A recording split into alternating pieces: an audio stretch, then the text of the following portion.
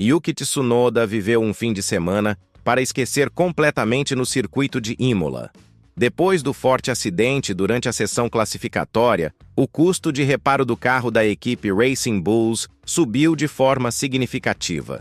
A pressão sobre o jovem piloto japonês, que já era grande desde que ele passou a integrar o time principal, aumentou ainda mais, e atuações como essa não ajudam em absolutamente nada. Agora que Max Verstappen entrou de vez na disputa direta pelo título mundial, a dúvida que surge é se a escuderia austríaca pode cogitar mais uma mudança em sua formação em breve. E caso isso realmente ocorra, quem seria o nome ideal para ocupar o posto de Yuki? É evidente que Tsunoda causou um prejuízo notável à Red Bull durante a etapa de Emília-Romanha. Embora ele tenha finalizado a prova na 10ª posição, suavizando ligeiramente o impacto da batida, não dá para ignorar o fato de que o desempenho do carro ficou comprometido após o acidente.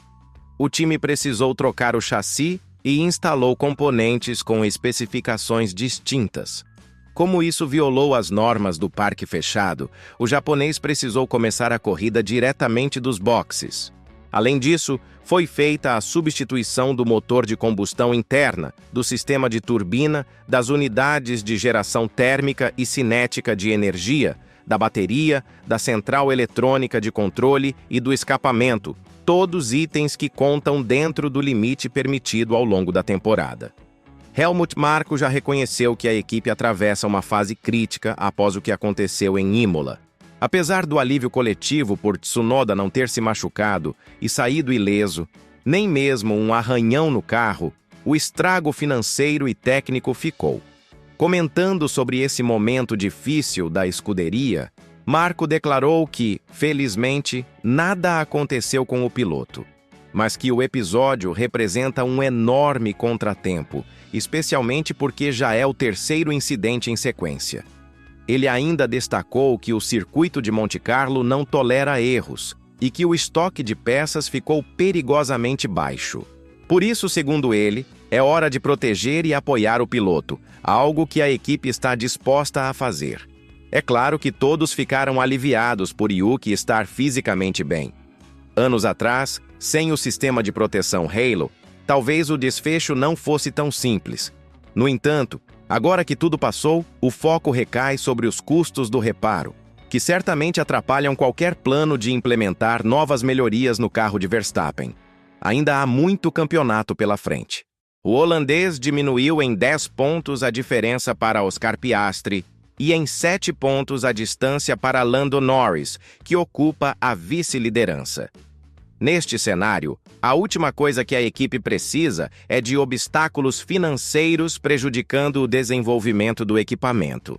Essa também é uma pressão que pesa diretamente nos ombros de Tsunoda, e situações assim costumam seguir 2 caminhos. Ou o indivíduo se fortalece e evolui, ou sucumbe diante da responsabilidade.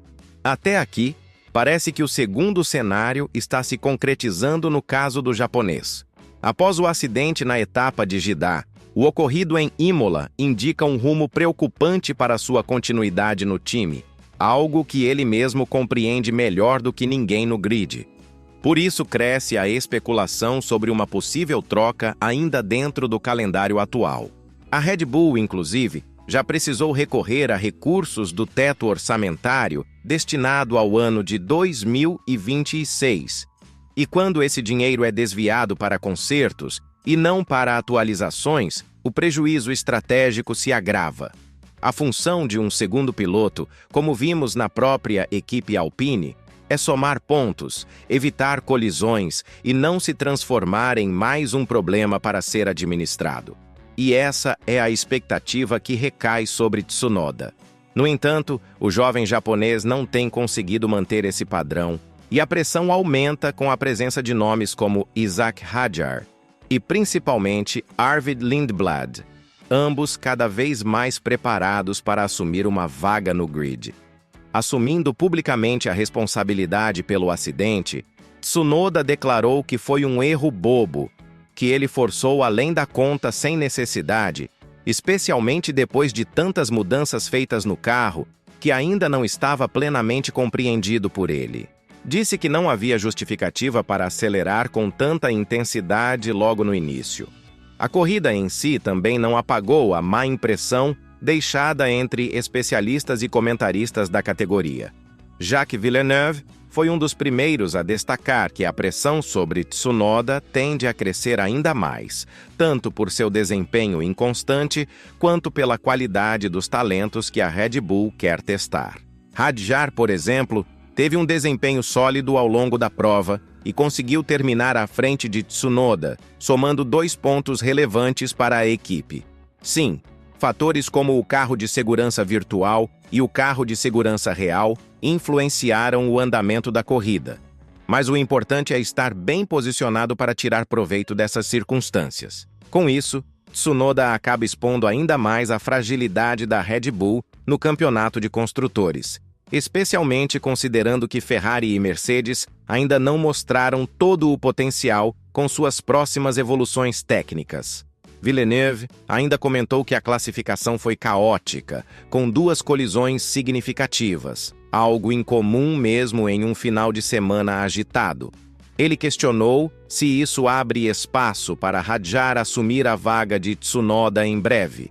Observando a corrida, Hadjar terminou na mesma colocação em que largou, a 9ª posição, e se não fosse a interferência do carro de segurança, poderia ter somado ainda mais pontos.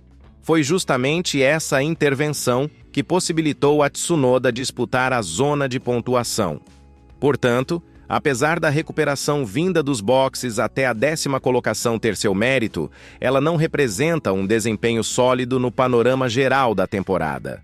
Hadjar está fazendo exatamente o que se espera de um talento promissor na equipe secundária da Red Bull, repetindo o caminho que Tsunoda percorreu em seus primeiros anos. E para completar, tem superado também Liam Lawson.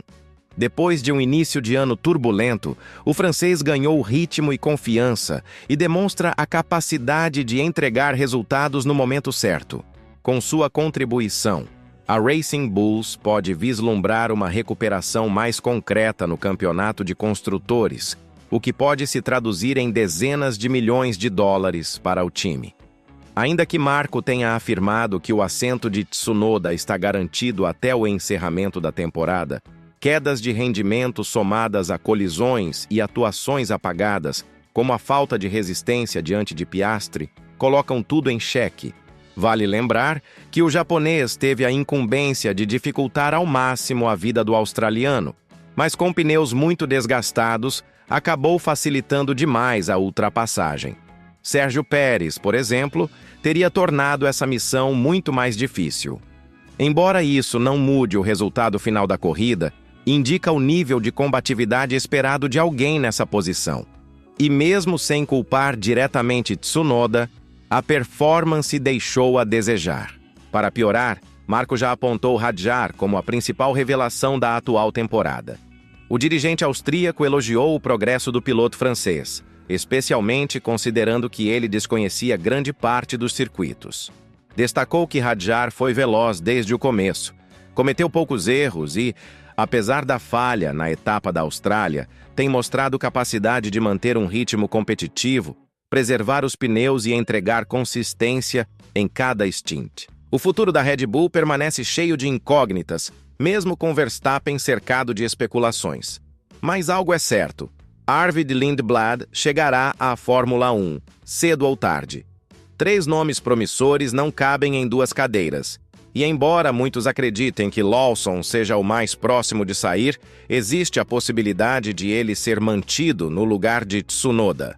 Caso os incidentes do japonês continuem, Hadjar pode ser promovido à equipe principal, com Lindblad ocupando sua vaga atual. Esse cenário, que pode parecer distante, na verdade é bastante plausível, já que a Red Bull não pode